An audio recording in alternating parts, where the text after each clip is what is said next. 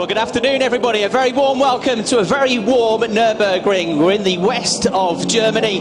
We're near to the Eiffel Mountains, and we're here for round 5 of the FIA Formula 2 Championship.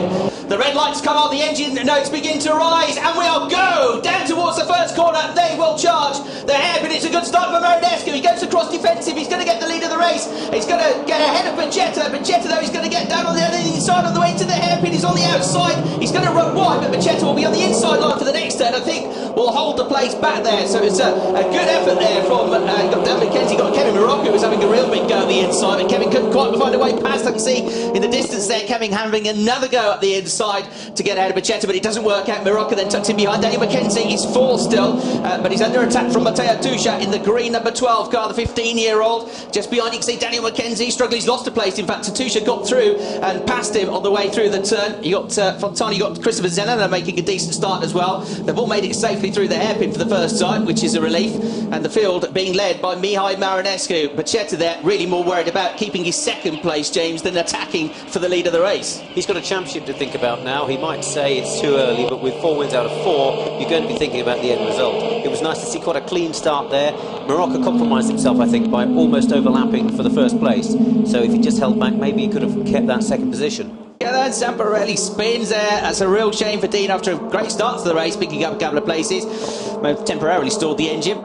They go through Ad Van Boden towards the NGK chicane at the end of this boost zone, but coming out of here and into the final corner at Coca-Cola Curve, there will be the second boost zone, which basically gives them a run down towards turn 1. But he's got to get a good exit out of the corner, James. It's all very well having boost, but if you can't be close enough out of the turn, he's not going to be able to use it. Christopher seems to be really quick in the places that don't offer him an overtaking opportunity. Frustratingly, yeah. It will be very frustrating for him, and the longer this happens, the more they're going to fall into the clutches of the guy behind. Definitely looks like he's used his boost now, though, doesn't it? Defensive on the inside for Daniel McKenzie, trying to go around the outside of him. Here is Zanella there, wheel to wheel here, but he's not going to make it through. He's up the inside still.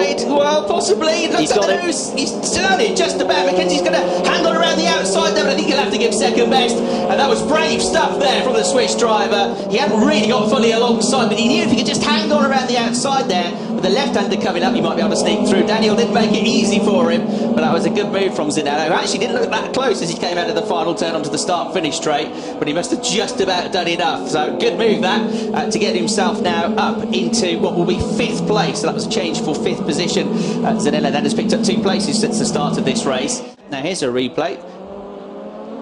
And this is a battle between Surishwara, number 5, getting ahead of Snegerev. That's for 13th place. Good move that for the Indian driver. Okay, so we're just about at half distance in this 20-lap race, 20 laps and 40 minutes, whichever comes first. There's the battle on the move that James Gordon has been talking about, Christopher Zanella, but this is the battle on the move. Look at Kevin Morocco weaving this way than that to try and keep behind him. The number 12 car of Matteo Tuscia, who on the way to the chicane, they got very close to him. And Weaves again pops his nose out, trying to, on the way to the Coca-Cola curve, put some pressure on. This is the second boost zone now that they are in.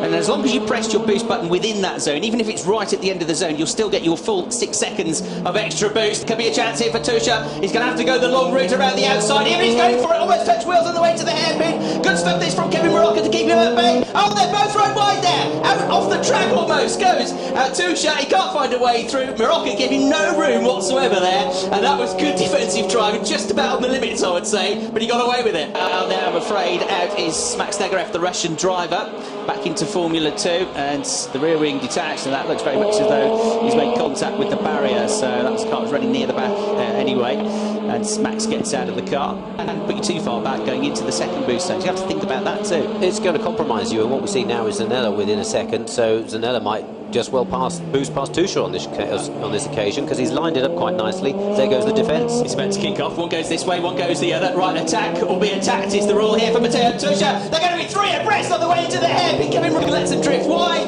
Nobody ever takes anybody else. They both almost run off the track. And Matteo Tuscia's a quick learner here, isn't he? Because he did to Zanella exactly what was done to him 2 laps ago, I think. Right through the very fast right-hander at Ad Van Boden. They go up to 6th gear, down towards 2nd gear it will be for the NGK chicane. hairpin, looks at the inside. Kevin Rocker defends. Don't try and go around the outside of him, Christopher. In fact, you might be in danger yourself of losing your place again to Matteo Tuscio. Tries to come back alongside him, but can't quite make it. So Zanella gets a place, was almost greedy then and tried to get 2 places. And that then always lock up there from Tuscio, who almost runs into the back of his fellow Swiss driver. And here's Morocco on the defence again. Right, okay, got to go around the outside there because the inside line is covered. But again, Zanella gets through, use the boost presumably, and gets through before he even gets to the braking zone. And another place gained. And this, I think, by far, James, is Christopher's best race of the year. Right, 19 of the 20 laps have been complete. Mihai Marinescu had a great start to the race. Didn't have to go too defensive, was helped then with the fact that Becetta was having to defend his position from Kevin Morocco through the first couple of corners, and he has not put, as far as I can see, a wheel wrong. It's been a flawless drive. It's been a great way to bounce back after the disappointment and only the 1 point that he scored in the 2 races at Portugal, and this is going to throw him back into the championship fight. A good weekend here. The Romanian is looking very strong, very comfortable. Becetta likewise hasn't really got any pressure during these final couple of corners of the race. And Mihai Marinescu is almost home now. He hasn't really relented the pace. He's heading down towards the chicane for the final time. After that is just the right-hander through the Coca-Cola curve to go. That's the 3rd gear corner, down to 2nd. From 6th to 2nd they go then. Stack from 3rd to 4th, a short shift into 4th, and then back down to 3rd gear for the final corner. And Mihai is almost home now. They'll be waving him through on the pits. They'll be cheering him on, his family and friends, because here he is with just a few yards to go now. Mihai Marinescu wins round 5 of the FIA Formula 2 World Championship. And what a great battle behind there was for 3rd. Becetta is 2nd, Zanella with a wonderful drive through to 3rd place. And they can see the top 10, 31 seconds covering them. Only 3.4 seconds. There was never more than 4 seconds between the top 2 cars. Christopher Zanella flying in the end, was only a couple of seconds behind Luciano Becetta. Had it been a 25-lap race, I think Luciano might have had a bit of work to do at the end of that race. A very, very happy Mihai Marinescu, who's been accosted already by his crew. Clenched fist, and he's going to leap out of that car in a second. Great performance that there has been for the race leader Becetta, also with a very solid drive. Mihai Marinescu, congratulations on your 2nd win in the FIA Formula 2 Championship. Thank you. I've got nothing really to say about this race. Just, the start wasn't that good. A little bit of a wheel spin, but then just concentrating on doing quick laps.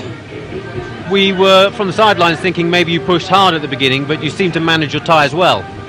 Yeah, I thought the same at one point during the race, but then I noticed that the drop-off wasn't that bad, and I continued in the same rhythm. I think I had 1 or 2 laps where I didn't really push that hard, but yeah. And will we see the same tomorrow? I really want to do the same thing tomorrow. I just have to focus for tomorrow, reset after the podium, and then concentrate for tomorrow's quali. Well done, Mihai. Thanks.